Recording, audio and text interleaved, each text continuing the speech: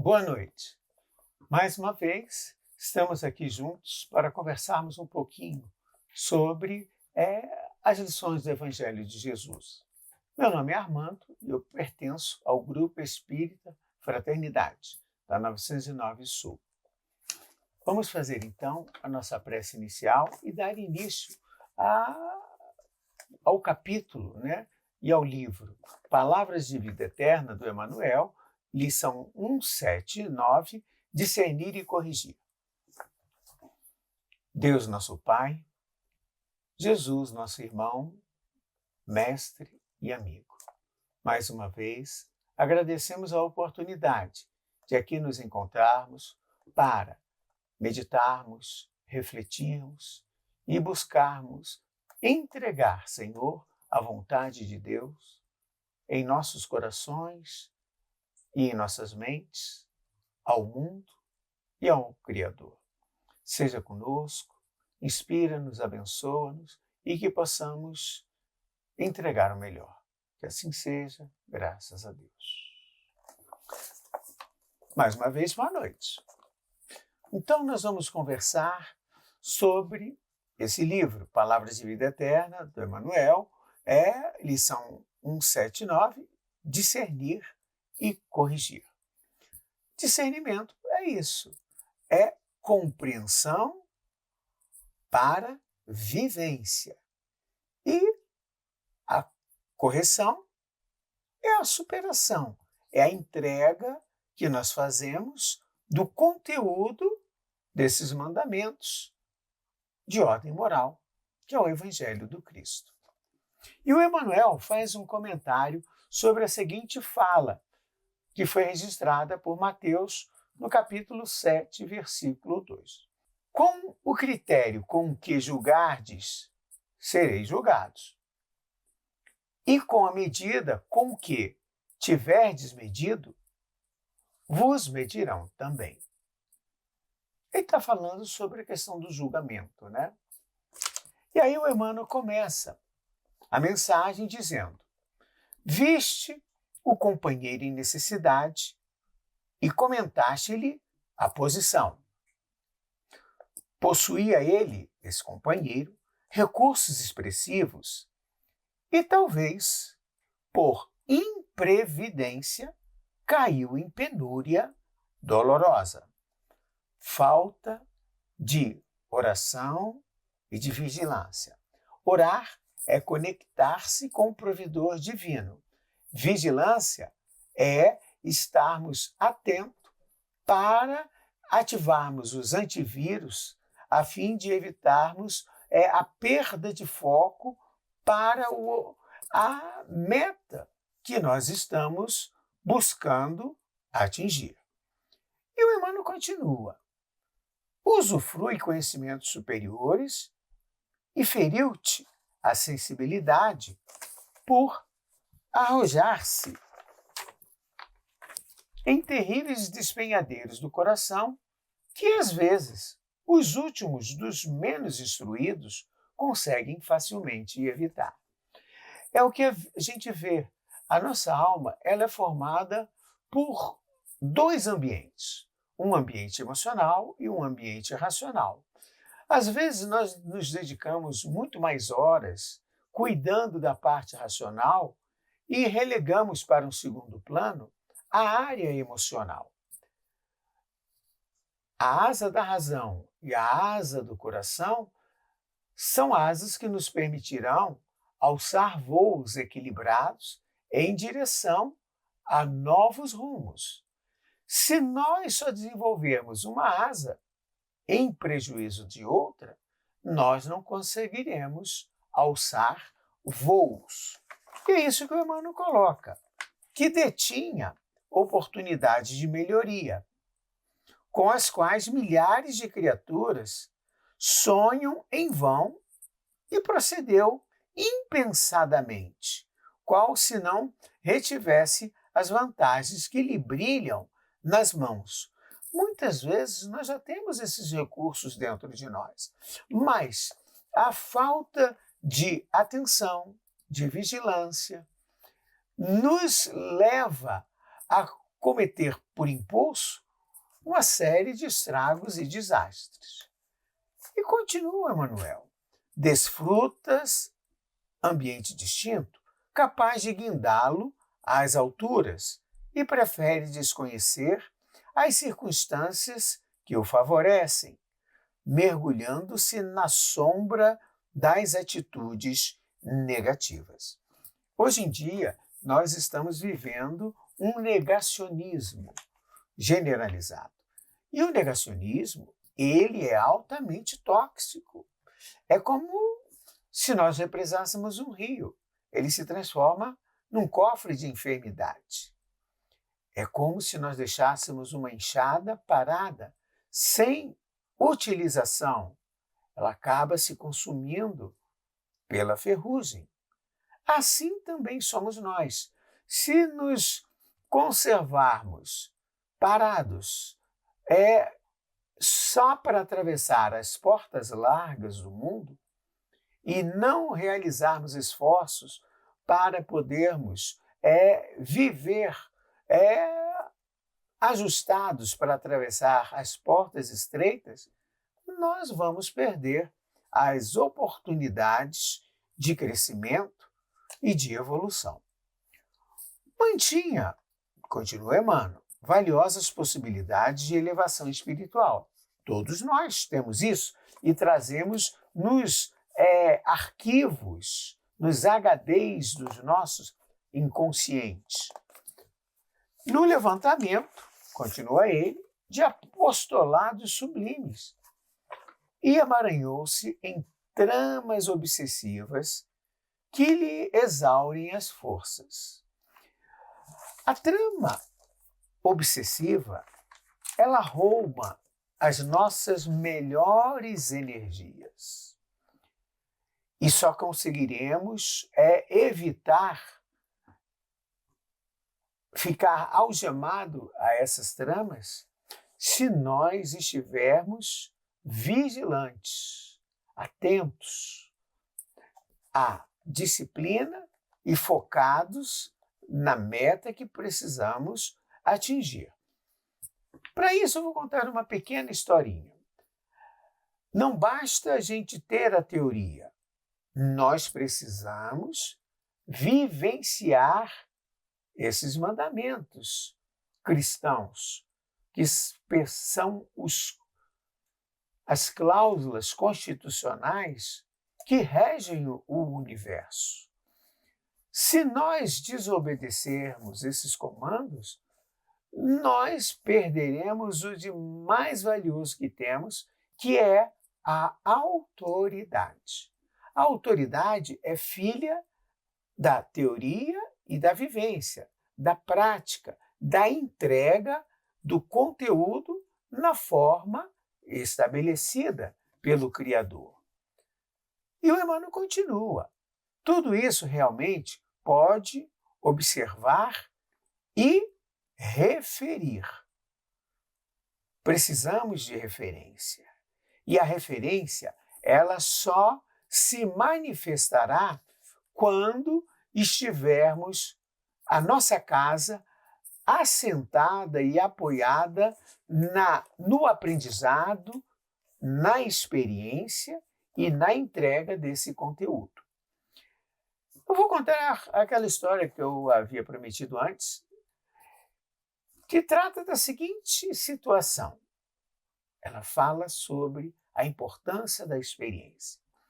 Era um jovem e um idoso que tinham a tarefa de fazer uma poda numa floresta e recolher a maior quantidade de árvores que pudesse, de troncos. O jovem mais novo, vendo que o parceiro era um senhor de idade, disse: vai ser moleza, né? Eu vou conseguir entregar o que foi pedido e, por eu ser jovem, eu vou produzir muito mais do que ele. E começou a tarefa logo ao amanhecer. E ele observava que o idoso trabalhava, vez por outra parava. Trabalhava mais um pouquinho e parava. Mais um outro pouco e parava. E ele, em momento algum, parou. Usou de toda a sua energia para ver se conseguia a melhor produção. Ao fim do dia, foram avaliar a entrega, do serviço que haviam sido contratados. E, para surpresa do jovem, o senhor havia produzido muito mais do que ele. Ele, revoltado e indignado, foi tomar satisfação com o idoso. Perguntou: eu não aceito. Eu vi o senhor várias vezes parando, descansando ali, e conseguiu produzir mais do que eu, que em momento algum parei de trabalhar. E o senhor simplesmente respondeu: meu filho, eu não estava parado descansando, não. Enquanto eu dava aqueles intervalos, eu estava afiando o machado. A experiência é tudo. De que me vale ter uma tarefa de cortar troncos se eu tiver com o machado cego? E é isso que a mensagem fala. Quando eu passo por um processo de julgamento, eu estou podando com um machado cego. Quando eu não julgo e auxilio e ajudo, eu estou com um machado afiado. E o Emmanuel continua.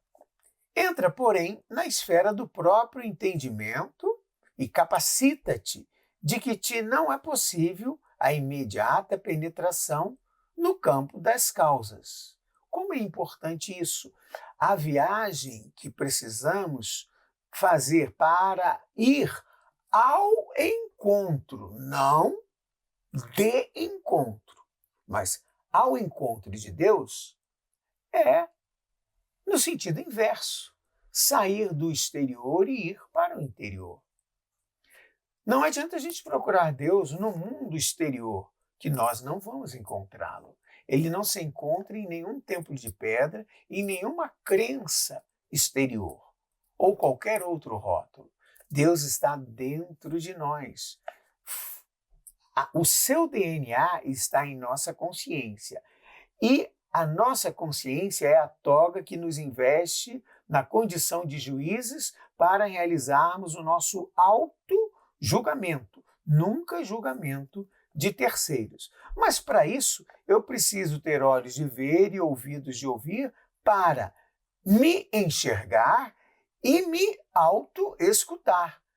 Com isso, eu vou desenvolvendo habilidades de compreensão e entendimento e vou me capacitando para subir a espiral da evolução. Porque Deus não trabalha com quadrado nem com circunferência. Aí o Emmanuel continua. Ignoramos qual teria sido o nosso comportamento na trilha do companheiro em dificuldade. Se nós tivéssemos que viver a experiência dele, com os recursos que ele tinha e tal, como é que seria? Com a soma dos problemas que lhe pesam no espírito. Como é que nós reagiríamos? Nós teríamos esse direito de realizar esse julgamento de terceiros? E Emmanuel diz, não te permitas assim pensar ou agir diante dele, sem que a fraternidade te comande as definições. Ou seja, se eu tiver que julgar no mundo exterior qualquer um próximo que esteja ao meu redor, porque próximo é isso, é aquilo que está ao meu redor, reino mineral, vegetal, animal ou aminal, que eu pense muitas e muitas vezes, porque eu vou errar. Ainda mesmo no esclarecimento absoluto só quem tem é Deus, que em casos numerosos exige, reclama austeridade sobre nós mesmos, é possível propiciar o remédio da fraqueza a doentes da alma pelo veículo da compaixão, como se administra piedosamente a cirurgia aos acidentados. Ao invés de ficar cutucando a ferida do outro, que tal a gente realizarmos uma cirurgia de forma silenciosa para poder retirar a dor e resolver a questão do ferimento do companheiro? Se conseguimos discernir o bem do mal, é que já conhecemos o mal e o bem. E se o Senhor nos permite identificar as necessidades alheias, é porque, de um modo ou de outro, já podemos auxiliar. Se eu consigo perceber isso, o que é que eu tenho que fazer? Eu preciso estar atento ao processo de não julgar. A palavra ajuizar, ajuizado,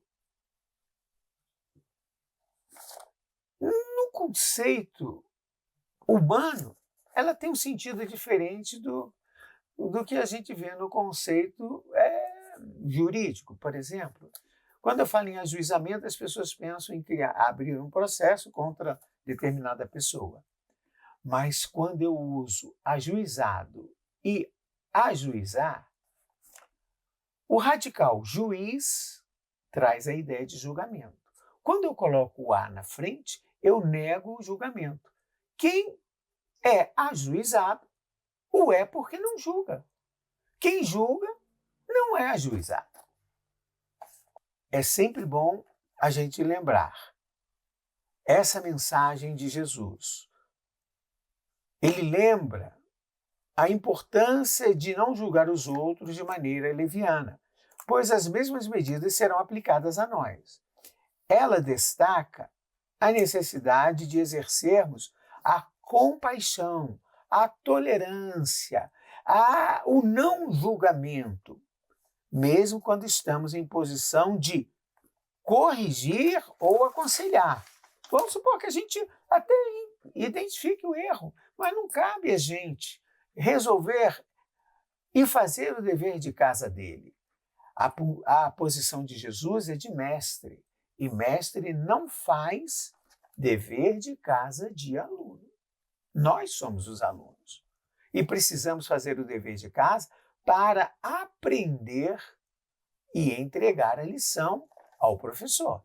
A mensagem sublime que, mesmo percebendo as falhas dos outros, devemos lembrar que não conhecemos todas as circunstâncias que levam às suas ações.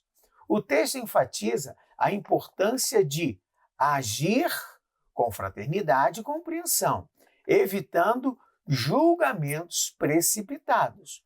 O remédio para as fraquezas alheias pode muitas vezes ser a compaixão. E a nossa habilidade de discernir entre o bem e o mal nos coloca na posição de ajudar e não de condenar. Com isso, a gente lembra uma pequena história do Sócrates, que viveu há 400 anos antes do cristianismo. Sócrates estava em sua casa, ministrando lições e conversando com alguns discípulos, e eis que, de repente, adentra o ambiente um jovem sem noção e começa a falar cobras e lagartos a respeito de Sócrates. Sócrates manteve-se indiferente. E a sua indiferença aumentou a raiva desse jovem sem noção, que partiu para esbofeteá-lo no rosto. Diante disso, os demais discípulos que ali se encontravam reagiram, imobilizaram o jovem e o colocaram para fora da casa. O agente que tomou essa iniciativa volta e vai conversar com Sócrates. Mestre, eu não entendi. O jovem entrou aqui, falou poucas e boas ao senhor, lhe deu um tapa no rosto. O senhor ficou impassivo, não reagiu, ficou indiferente. Qual é a lição que o senhor quer nos oferecer com essa atitude? Sócrates parou e fez a seguinte pergunta para esse discípulo: Meu filho, você colocaria um burro no banco dos réus para ser julgado por um tribunal? O jovem parou, pensou e disse: Não, mestre. Pois é, esse jovem não precisa de julgamento nem de condenação. Ele precisa de educação. Isso só vem reforçar para cada um de nós que o Sócrates, usando os recursos da ironia e da maêutica, a ironia não no sentido que a gente tem hoje, né, de depreciação. A ironia que ele trabalhava, ele mostrava para os seus discípulos o seguinte: olha, o nosso conhecimento é relativo. A resposta que eu der para vocês, ela só vale para mim, não vale para mais ninguém. E eu só vou responder aquilo que estiver ao meu alcance de compreensão. Por isso, ele usa a ironia e a maêutica, que são os questionamentos, para que o jovem reflita, faça sua viagem interior, encontre a saída para o seu problema e siga adiante. Mas para isso, ele precisa fazer a sua viagem interior, a fim de que venha a compreender a sua própria ignorância. Em vez de julgar o outro ou os outros, ele incentivava a introspecção e o entendimento de que todos nós temos limitações e falhas.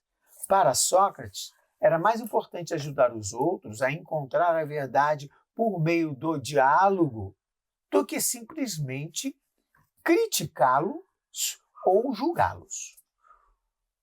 Uma de suas famosas citações é: a vida não examinada, não refletida, não autorrefletida, não repensada, não vale a pena ser vivida.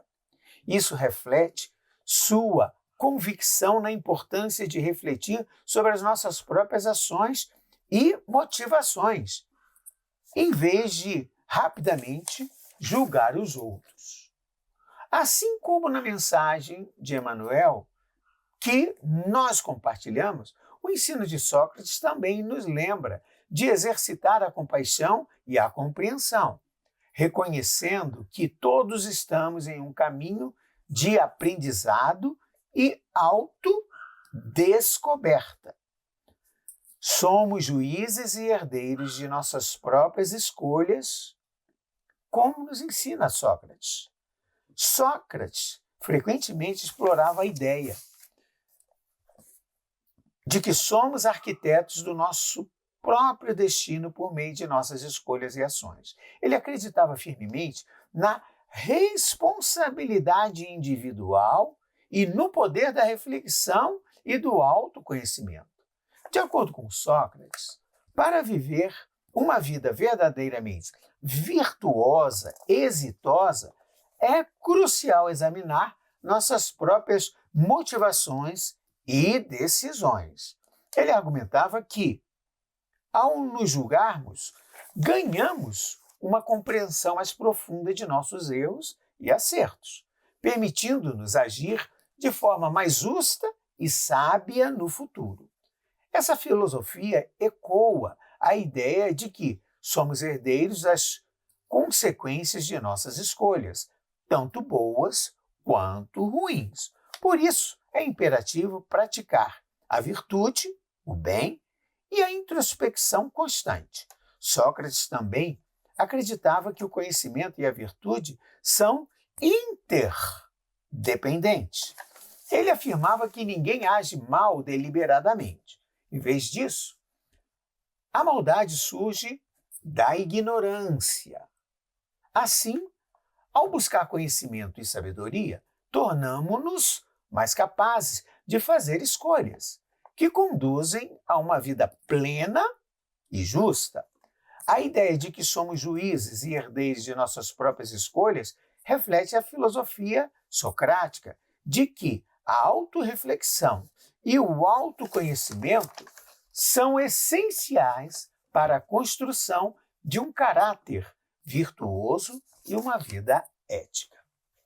Muito obrigado. Vamos fazer a nossa prece de encerramento.